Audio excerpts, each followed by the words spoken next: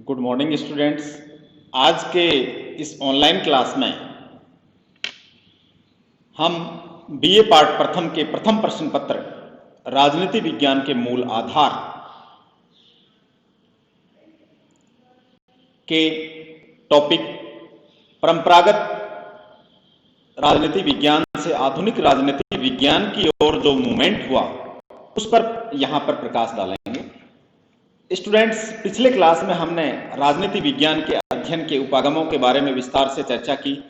अब प्रश्न ये उठता है कि परंपरागत राजनीति विज्ञान आधुनिक राजनीति विज्ञान की ओर कैसे मुड़ा।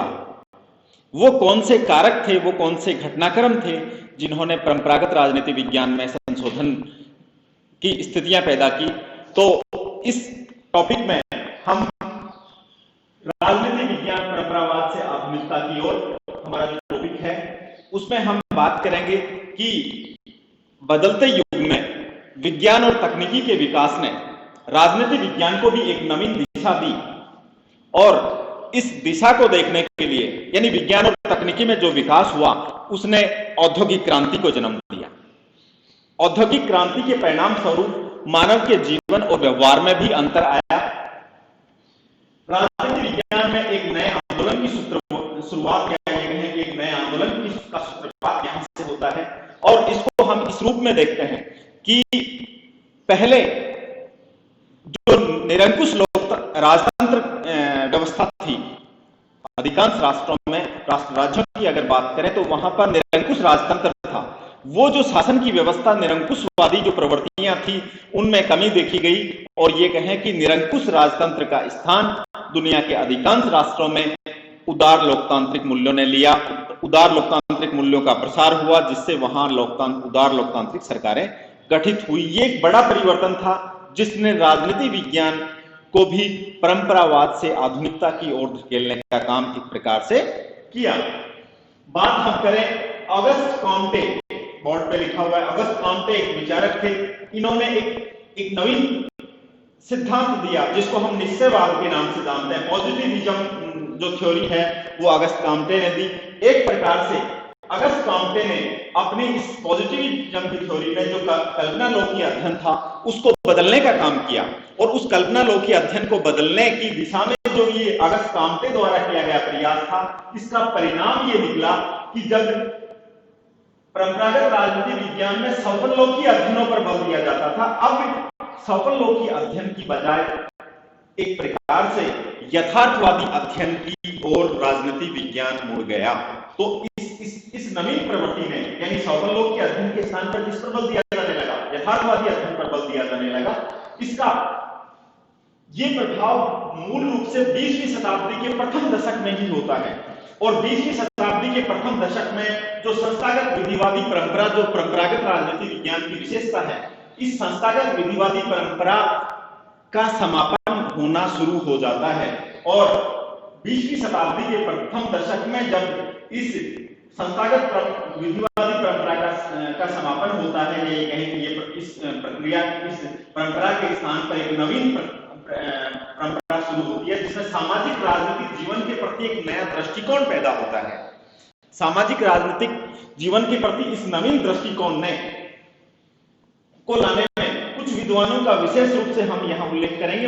उन विद्वानों का बड़ा योगदान रहा और उनकी रचनाओं को भी आपको याद रखना है और जिसमें हम नाम गिना सकते हैं वॉल्टर बेजहोर्ड, जिन्होंने इंग्लिश कॉन्स्टिट्यूशन जो पुस्तक लिखी और इस पुस्तक का प्रकाशन 1867 में हुआ। इसी प्रकार से दूसरे विद्वान हैं वुड्रो विल्सन। वुड्रो विल्सन ने कांग्रेशनल गवर्नमेंट पुस्तक लिखी जिसका प्रकाशन 1885 में हुआ और इसी प्रकार से जेम्स राइस नेक्स्ट अगले जो राजनीतिक विचारक हैं जिनकी पुस्तक अमेरिकन कॉमनवेल्थ जिसका प्रकाशन 1898 में हुआ। ये जो राइटर थे, ये जो राजनीतिक विचारक थे, वॉल्टर बेजहोर्ड, वुड्रो विल्सन और जेम्स राइस, इन लोगों ने एक प्रकार के से एक नवीन दिशा की पहल की और ये पहल थी राजनीतिक विज्ञान को यथार्थवाद की ओर ले जाने की पहल। यानी इन विद्वानों ने अपने रचनाओं के माध्यम से राजनीति विज्ञान को यथार्थवाद की ओर ले जाने का काम किया। जिसका प्रभाव राजनीतिक विज्ञान पर यह पड़ा कि जो परंपरा थी, या ये कहें कि राजनीतिक विज्ञान के अध्ययन का जो परंपरागत दृष्टिकोण था उसमें परिवर्तन लाने का काम इन रचनाओं ने किया। तो ये रचनाएं अत्यंत महत्वपूर्ण हैं। बाद में बात आती है कि सेकेंड वर्ल्ड वॉर के बाद यूएसए और पश्चिमी जगत में राजनीतिक विज्ञान की एक समग्र धारणा का विकास होता है। और इससे पहले हम ये बात करेंगे कि एक विचारक है, अमेरिकी विचारक चार्ल्स मेरियम ने एक पुस्तक लिखी जिसका नाम है new aspects of political science, new aspects of political science. इस पुस्तक में उन्होंने एक विशेष क्लियर कट ये बात कही कि राजनीतिक वैज्ञानिकों को एक नवीन दिशा का अवलंबन करना होगा। मतलब हम जिस परंपरा पर चले आ रहे हैं उस परंपरा को हमें त्याग कर एक नए मार्ग का अवलंबन करना होगा। और इस अवलंबन का कारण क्या है? उन्होंने कहा कि राजनीतिक सिद्धांत का संपर्क कुछ ऐसी नवीन प्रवृत्तियों से हुआ है, वो प्रवृत्तियां, ये जो नवीन प्रवृत्तियां हैं, ये राजनीतिक विज्ञान की मूल प्रकृति को चेंज कर देंगी। या ये कहें कि राजनीतिक विज्ञान में कालांतर इन नवीन प्रवृत्तियों के संपर्क में आने से कालांतर में इसका परिवर्तन असंभावी है, ये चार्ल्स मेरियम ने कहा। चार्ल्स मेरियम आधुनिक राजनीतिक विज्ञान के, या ये कहें कि आधुनिक राजनीतिक विज्ञान के जनक के रूप में, जिसको हम व्यवहारवाद के रूप में भी आगे देखेंगे, तो उसके जनक के रूप में इसको देखा जाता है। चार्ल्स मेरियम अमेरिका के बड़े राजनीतिक विचारक थे।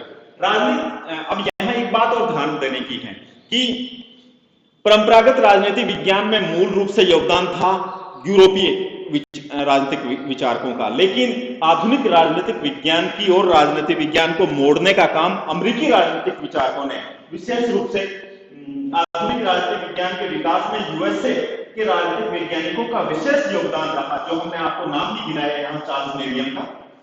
और ये ऐसा कारण क्यों हुआ?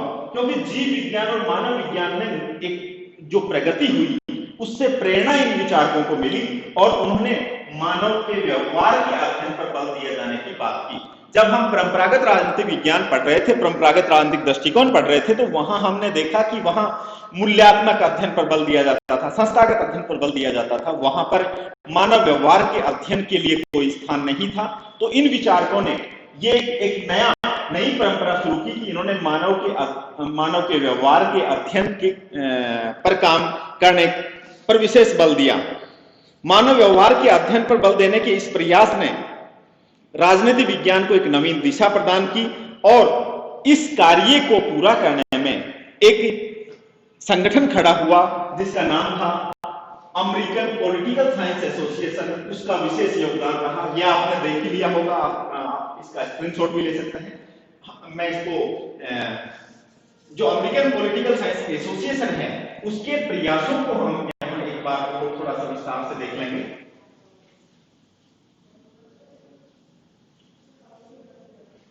देखिए 1905 एक महत्वपूर्ण वर्ष के रूप में यहां हम दिखाएंगे।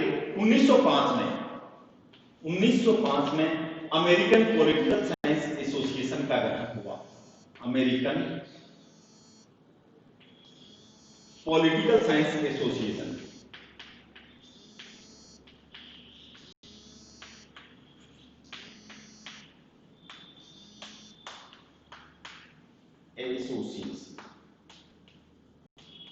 अमेरिकन पॉलिटिकल साइंस एसोसिएशन कब बना? 1905 में। इस अमेरिकन साइंस पॉलिटिकल या ये कहें कि अमेरिकन पॉलिटिकल साइंस एसोसिएशन ने परंपरावादी राजनीति विचार दृष्टिकोण को आधुनिक दृष्टिकोण की ओर बदलने में, या ये कहें कि आधुनिक राजनीतिक विज्ञान के विकास में इसका बड़ा योगदान है। इसका मैं एक विशेष बात मैं आपको ये बताऊंगा कि इसने, यानी अमेरिकन पॉलिटिकल साइंस एसोसिएशन ने राजनीतिक संस्थाओं के संबंध में उनके वर्गीकरण, तथ्यों के संग्रह और संयोजन आदि पर विशेष बल दिया। अतः राजनीति विज्ञान ने आधुनिक राजनीतिक विज्ञान की ओर उन्मुख वो हुई। 1908 की अगर बात करें, 1908 में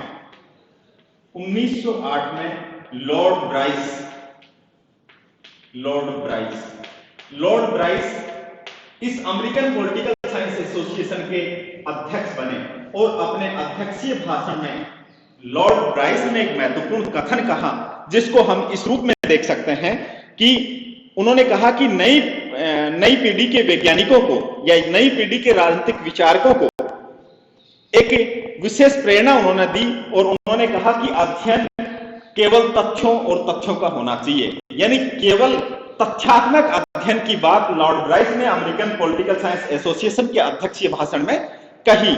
उसके बाद में 1920 में, या ये कहें कि 1920 के बाद शिकागो विश्वविद्यालय के चार्ल्स मेरियम ने व्यवहारवादी राजनीतिक परंपरा की शुरुआत एक प्रकार से की और एक मुख्य व्यवहारवादी राजनीति विज्ञान के मुख्य प्रवक्ता के रूप में चार्ल्स मेरियम, जिनका जिक्र हमने पहले भी किया है, और उन्होंने the aspects of political science पुस्तक का भी लिखी।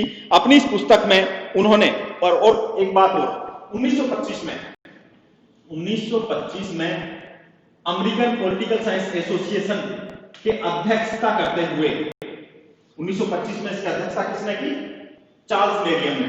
चार्ल्स मेरियम ने 1925 में अमेरिकन पॉलिटिकल साइंस एसोसिएशन की अध्यक्षता करते हुए एक महत्वपूर्ण विचार दिया और अपने इस अध्यक्षीय भाषण में उन्होंने इस बात पर बल दिया कि राजनीति विज्ञान के क्षेत्र में वैज्ञानिक अध्ययन और वैज्ञानिक तकनीकों और वैज्ञानिक पद्धतियों को बल दिया जाना चाहिए। ये एक महत्वपूर्ण कथन यहां इन्होंने दिया। उसके बाद में हेराल्ड लॉसवेल जो कि चार्ल्स मेरियम के शिष्य हैं। कौन? Harold Lasswell.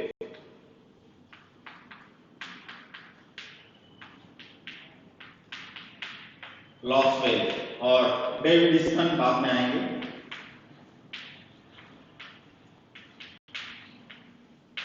ये जो विचारक हुए, Charles Merriam, Harold Lasswell, David Easton, ये विचारक थे। उन्होंने राजनीति विज्ञान को व्यवहारवाद की ओर मोड़ने का काम किया और यही कारण है कि 1945 के बाद या सेकेंड वर्ल्ड वॉर के बाद, 1945 के बाद या ये कहें सेकेंड वर्ल्ड वॉर, क्योंकि सेकेंड वर्ल्ड वॉर कब समाप्त हुआ था? 1945 में। तो 1945 के बाद जो परंपरागत राजनीतिक दृष्टिकोण था उसका स्थान आधुनिक राजनीतिक दृष्टिकोण ने ले लिया और इस प्रकार से आधुनिक राजनीतिक विज्ञान की शुरुआत या आधुनिक राजनीतिक दृष्टिकोण की शुरुआत सेकेंड वर्ल्ड वॉर के बाद में होती है। और आज के क्लास में हम यही देखेंगे। कल के क्लास में हम इसको आगे बढ़ाते हुए आधुनिक राजनीति विज्ञान की परिभाषाएं, उसकी विशेषताएं आदि के बारे में अध्ययन करेंगे। Thank you.